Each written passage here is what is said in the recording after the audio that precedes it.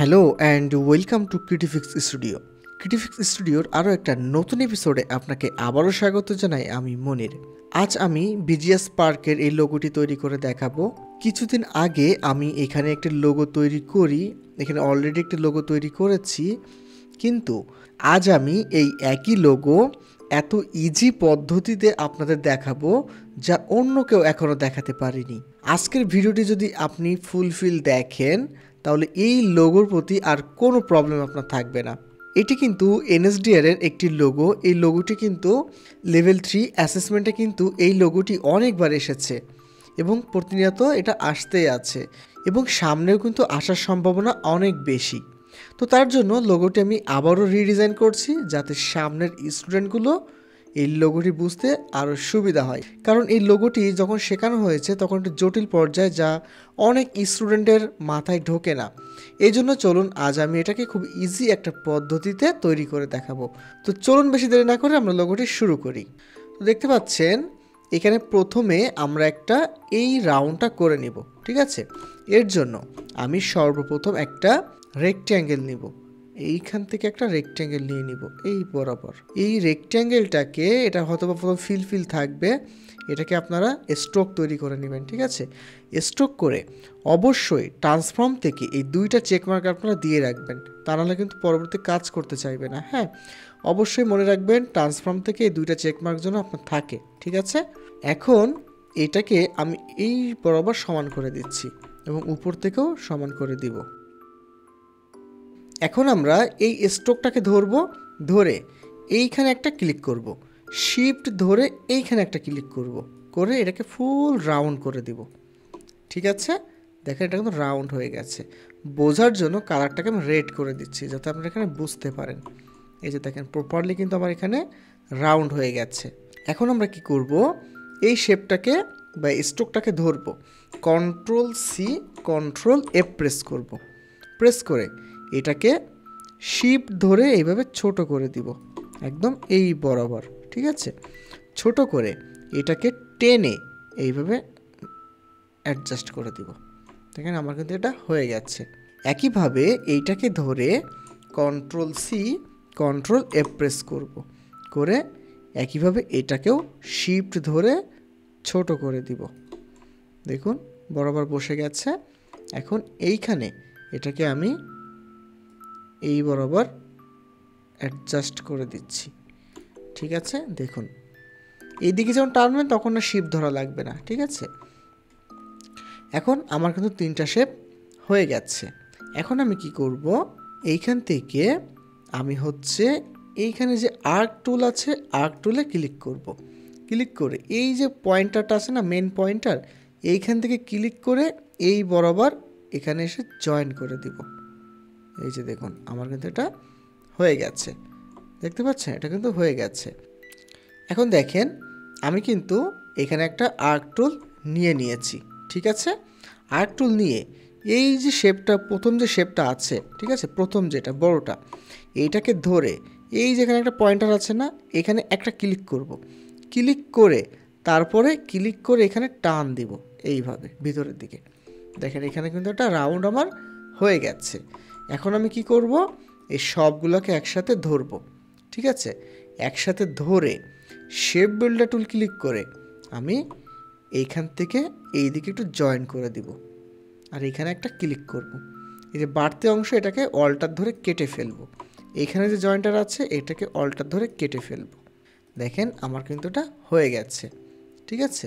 এই দেখেন এখন এইখানে যে শেপটা আছে না, এইটাকে ধরবো, কন্ট্রোল চেপে ধরবো, ঠিক আছে। কন্ট্রোল চেপে ধরলে দেখেন এখানে পয়েন্টার অন হয়ে যাচ্ছে।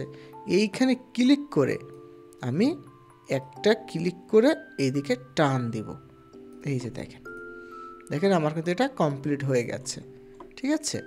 বোঝার জন্য কালারটাকে চেঞ্জ করি, এই যে দেখেন,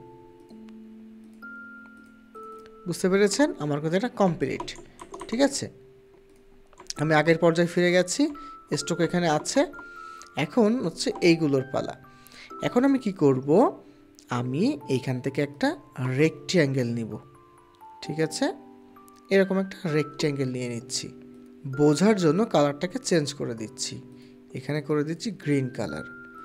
গ্রিন কালার করে এটাকে আমি এদিকে শিফট ধরে একটু রোটেট করে দিব। রোটেট করে আমি ঠিক এইখানে রেখে দিব, এই বরাবর। এই যে এটাকে করে দিব অনেক বড়, একটু বড় করে দিচ্ছি, ঠিক আছে। বড় করে দিয়ে এটাকে বোঝার জন্য, কারণ নিচে কিন্তু দেখা যাচ্ছে না, এই জন্য এটাকে করে দিব স্ট্রোক। এই যে দেখুন এটা কিন্তু মিলছে না, তাই না? এখন কি করব, ডিরেক্ট সিলেকশন টুল ক্লিক করব, এইটাকে সিলেক্ট করব। সিলেক্ট করে এইদিকে একটু ঘুরিয়ে দিব। এই যে এইটাকে সিলেক্ট করে এইদিকে একটু ঘুরিয়ে দিব, ব্যাস হয়ে গেছে। এই যে এখন এইটাকে ধরে, এই স্ট্রোকটাকে ধরে অল্টার ধরে এইখানে, অল্টার শিফট ধরে এইখানে বসিয়ে দিব। দেখেন আমার কিন্তু এদিকেও একটা পেয়ে গেছি, তাই না? ওকে, একইভাবে স্ট্রোকটাকে ধরে আমি এইখানে বসিয়ে দিব অল্টার ধরে। দেখেন এটাকে একটু অ্যাডজাস্ট করে দিব। দেখেন এখানে কিন্তু মিলে গেছে, খেয়াল করেছেন? এখানে কিন্তু মিলে গেছে। এখন আমি আবারও অল্টার ধরে এইখানেটাকে বসিয়ে দিব, অল্টার শিফট ধরে, ঠিক আছে। দিয়ে এইখানে একটু করব, এই জন্য এখান থেকে একটা রেক্ট্যাঙ্গেল নেব, নিয়ে এই বরাবর একটা শেপ নিব। এখন এইখান থেকে আমার কাটতে হবে না, এখান থেকে। এই জন্য কি করব, আমি হচ্ছে পেন টুল নিব। পেন টুল নিয়ে এখানে একটা, এই যে শেপ বরাবর যেটা আছে এইখানে একটা ক্লিক করব, আর শিফট ধরে এই বরাবর ক্লিক করব দূরে, ঠিক আছে। এখন এইখান থেকে আমি এইভাবে এগুলাকে সিলেক্ট করব। দেখেন আমি কিন্তু শুধু এইগুলো ধরেছি, এইগুলো কিন্তু আমি ধরিনি, ঠিক আছে। এখন আমি কি করব, শেপ বিল্ডার টুল দিয়ে এই বাড়তি অংশগুলোকে কেটে ফেলব। দেখেন এগুলোকে কেটে ফেলেছি, কেটে ফেলে এইগুলোকে এখন জয়েন করে দিব। এই যে জয়েন করে দিয়েছি, এখান থেকে এটা জয়েন করেছি, এদিকে জয়েন্ট, আর এখানে পরে কাটবো এটা। এটাকে এগুলোকে অল্টার ধরে কেটে ফেলেছি। এই যে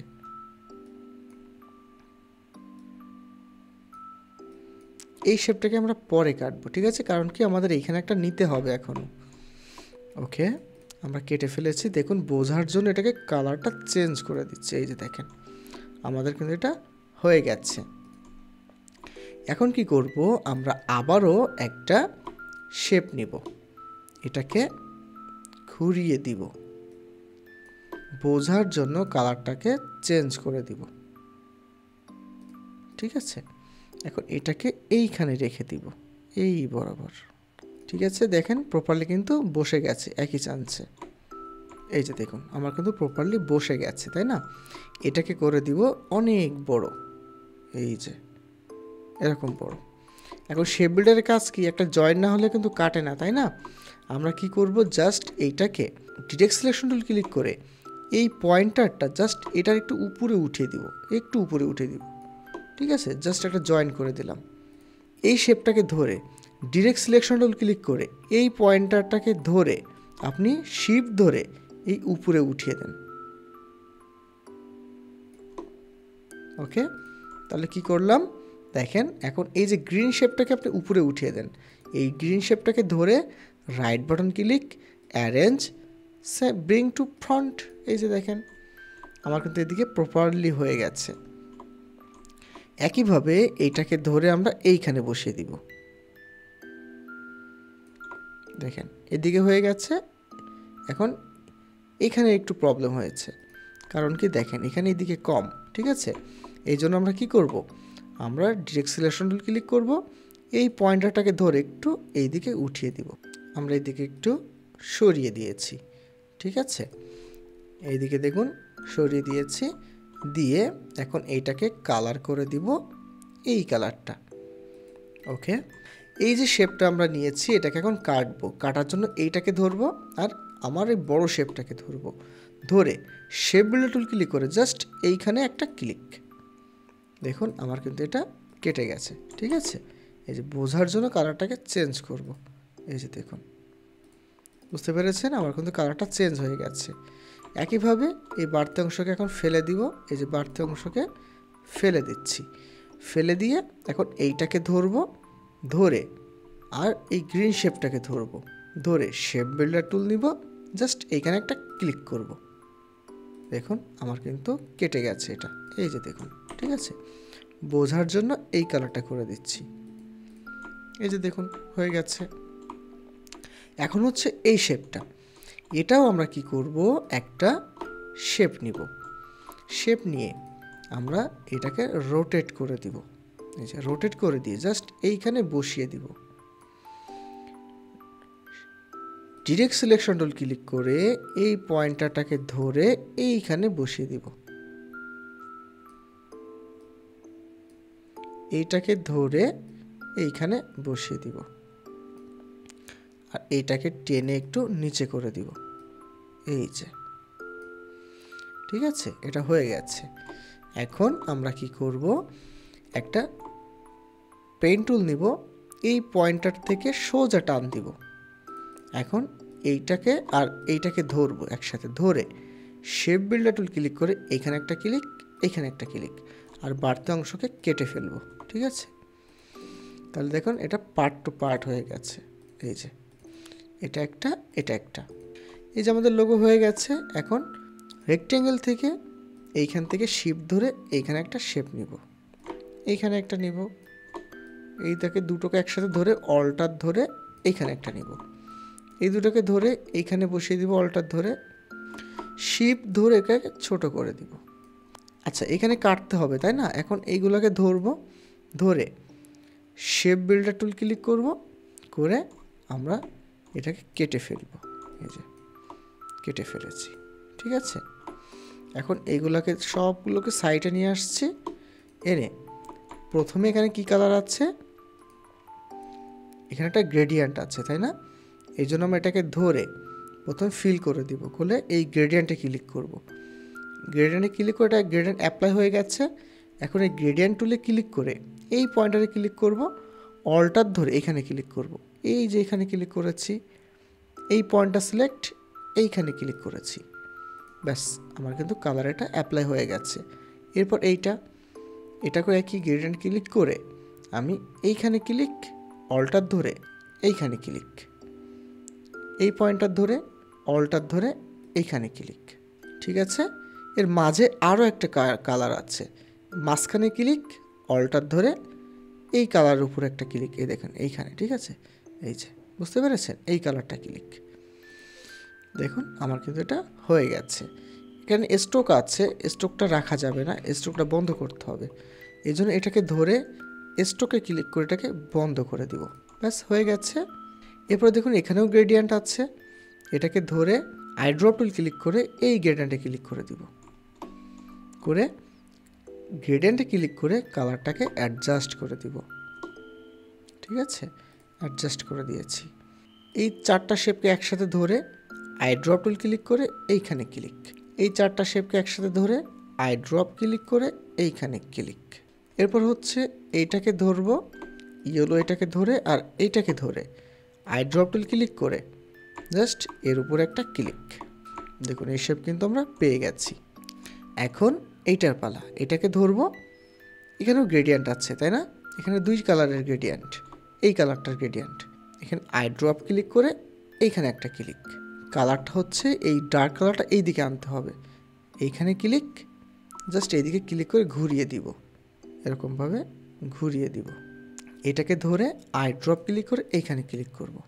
এরপরে দেখুন এটা কিন্তু উপরে আছে তাই না? এই জন্য এই দুটো শেপকে একসাথে ধরবো, এই দুটোকে একসাথে ধরে right button click, arrange, bring to front, এই যে হয়ে গেছে। সবগুলোকে ধরবো, কন্ট্রোল জি ফর গ্রুপ করব। দেখুন এখানে কিন্তু একটা এক্সট্রা শেপ রয়ে গেছে তাই না? এই যে দেখেন এক্সট্রাটা শেপ রয়ে গেছে, এটাকে রিমুভ করে দিব। এটাকে কন্ট্রোল 2 দিলাম, লক করলাম, এই শেপটাকে ধরে বাইরে বের করে এনে কেটে ফেললাম। কিভাবে করেছে আবার দেখাচ্ছি। এই যে বড় শেপটা, এটাকে লক করেছি, কন্ট্রোল 2 লক করেছি। এখন এই বাড়তি শেপটাকে ধরে বাইরে বের করে এনেছি।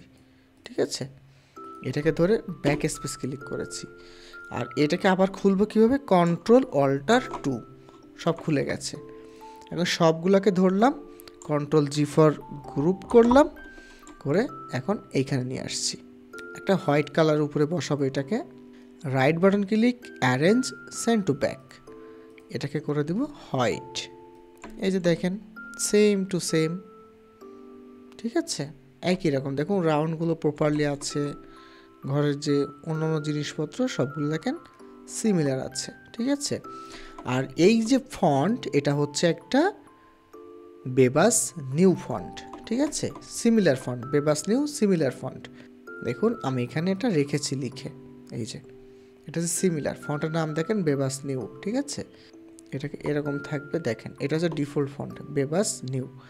এটাকে আপনারা কি করবেন, এখানে আনবেন, এনে ফন্টের নাম দিবেন বেবাস নিউ। এই যে বেবাস নিউ বোল্ড, ঠিক আছে। এটাকে এই বরাবর রেখে ফন্টের সাইজ ঠিকঠাকই আছে, এবং টেনে একটু বড় করে দিবেন এরকম দিয়ে, এই যে ট্র্যাকিংটাকে একটু বাড়িয়ে দিবেন, এটা অ্যাডজাস্ট হয়ে যাবে। এই যে দেখেন এটা সিমিলার হয়ে গেছে। ওকে, আশা করি বুঝতে পেরেছেন। বাকিগুলো আপনারা লিখে দিবেন, ঠিক আছে। আমি এতটুকু রাখছি, দেখেন আমার লোগো কিন্তু প্রপারলি হয়ে গেছে। তো আপনারা এরকমভাবে করবেন। আশা করি আপনারা টোটালি বুঝতে পেরেছেন লোগোটা কিভাবে করতে হবে। আমি মনে করি ইউটিউবে এর চেয়ে সহজ লোগো আপনি আর খুঁজেই পাবেন না, ঠিক আছে। তো আজকের ভিডিও থেকে যদি আপনি একটু কিছু শিখতে পারেন, তাহলে ভিডিওটি একটা লাইক করে দিবেন এবং সাবস্ক্রাইব করে আমাদের পাশে থাকবেন। দেখা হচ্ছে কোনো একটা নতুন এপিসোডে, ততক্ষণ জুড়ে থাকুন ক্রিয়েটিফিক্স স্টুডিওর সাথে। ধন্যবাদ।